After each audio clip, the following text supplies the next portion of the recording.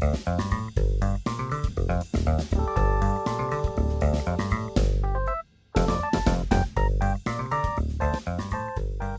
name is Omar Lopez, and I am a researcher working at the National Secretariat for Science, Technology and Innovation of the Republic of Panama. I direct a program that has to do with the research capacity of the country by providing incentive for research excellence. And I come to this meeting because of my role within the IAI. I am the chair of the scientific committee, and that's due to my former research involvement and still currently working with mangrove and coastal areas.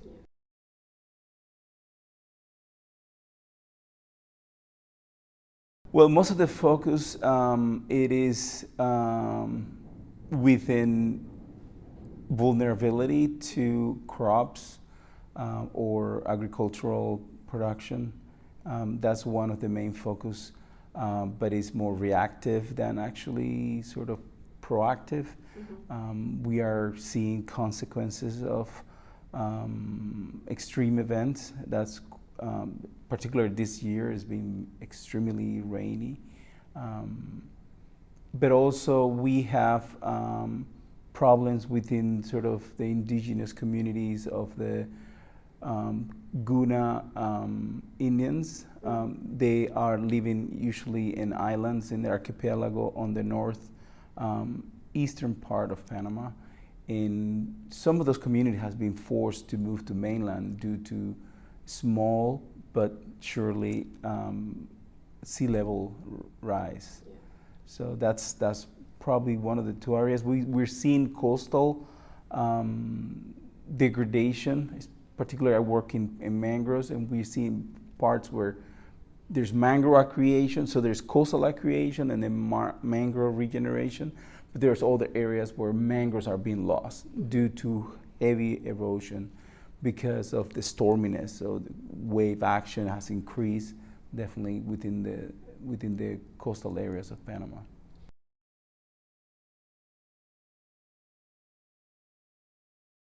Well, one of the main preoccupation, I will say, is maintaining food security. So most of the efforts are sort of line up or oriented to improve resilience within the ag sector, but mostly visualizing drought. So drought is the greatest impact that we have, though the people perceive the most, and that impacts severely production. So there are plans to prepare the producers, the agricultural sector to withstand long droughts.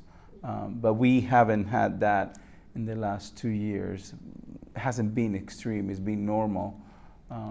But in 2015, for example, we had a severe drought that caused the Panama Canal to suspend activities or reduce the size of the ship that can cross the canal. So we do see, we have an economic direct impact when we have a severe drought, because it does affect the waterway of the Panama Canal.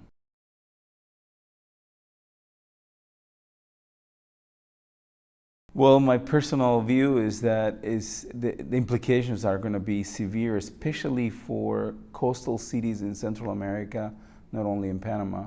The Pacific coast of Central America usually host large cities, and they're going to have the most implication, mainly because of flooding and coastal degradation. This is the highest impact. Also, the Pacific lands, for example, in Panama, are the flatlands, and those flatlands tend to be flooded. and if they are, combined with sea level rise, are the ones that are going to be impacted, and salinization is likely to occur.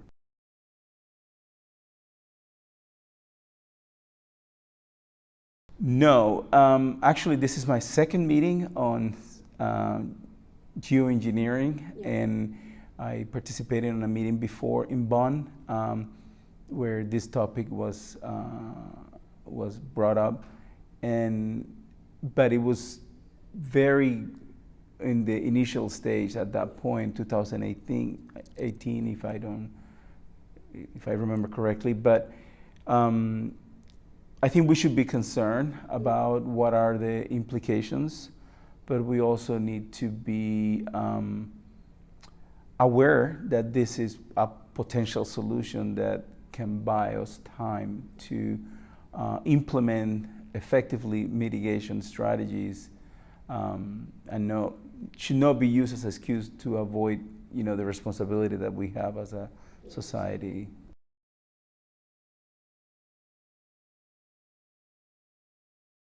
Well, the challenges are that definitely the technology that is providing solar radiation modification is available by the countries that lead the economic world, and they are the one likely to apply it.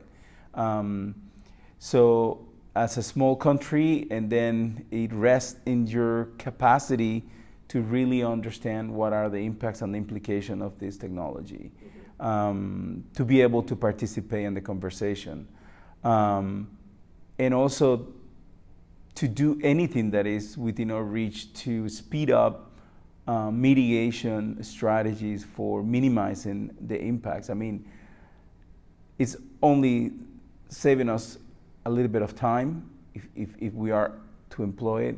So we have to really get our act together in terms of implementing long-lasting strategies for confronting the impacts of climate change. Like energy transformation is one of the primary things that we need to do, because that is so linked to the productivity model, and coastal security. Sort of how are we going to manage our coastal areas, since we are so influenced by both oceans, the Pacific and the Atlantic or Caribbean. So I think we need to really start thinking horizontally that this is going to affect all the different aspects of our society. So I think if solar radiation modification is to be implemented, it's just only going to buy us time. But that sends a clear message that is, we are running out of alternative. We need to really be conscious of the implications of climate change, and I think many of our countries in the region are struggling in order to put together functional strategies that are operative, that are really impactful, and they are achievable.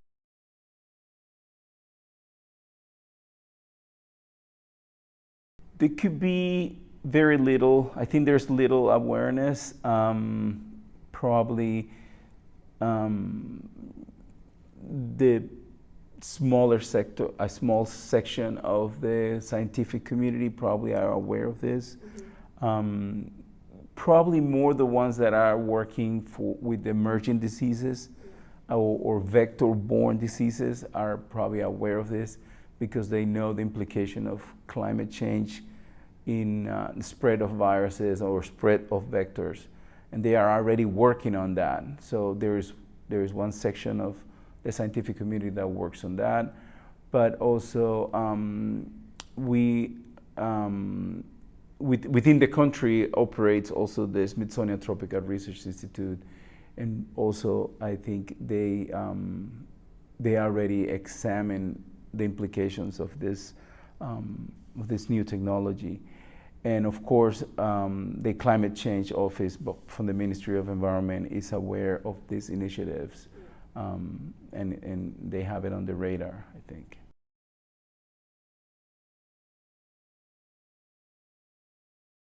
Yeah, I was just thinking that we should somehow bring up the news about this type of conversation. First, we were thinking about doing it for the whole Latin American community and the Americas through the EIE. So one thing is to do a follow-up of this meeting in terms of what do we need to know or what do we need to do in order to be better prepared for solar radiation modification in the region. What are the gaps or what are the capacity building needs that we need to prepare for?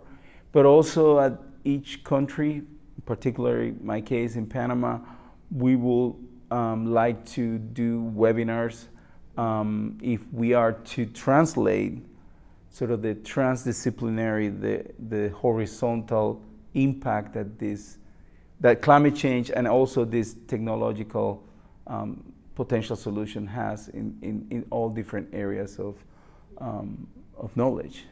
For example, have or host webinars explaining what this is about and to people in the medical and in the public health sector, in the educational sector, or even at the government, financing sector, or even at Panama is a hub for services, and the canal, and we probably should be aware of this new technology.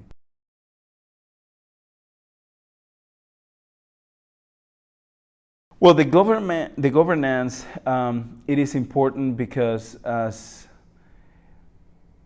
I mentioned earlier, the possibility to implement this solution, it seems to be restricted to those countries that not only have the technological advantage of doing it, but also have the financial resources to do it. But knowing that the possible implications of solar radiation modification are broad, are global, I think all the countries should be part of the conversation. But in order to be part of the conversation, we need to be aware of what it is, what are the main pros and cons of the technology, but also you need a clear understanding of what the implications of climate change are in order to really put it into context.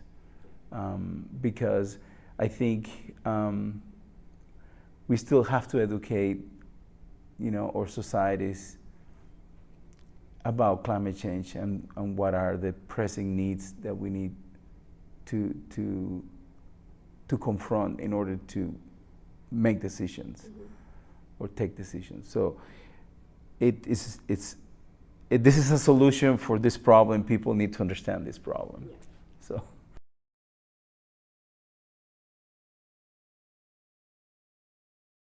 I hope to have a much better understanding of what this strategy is about.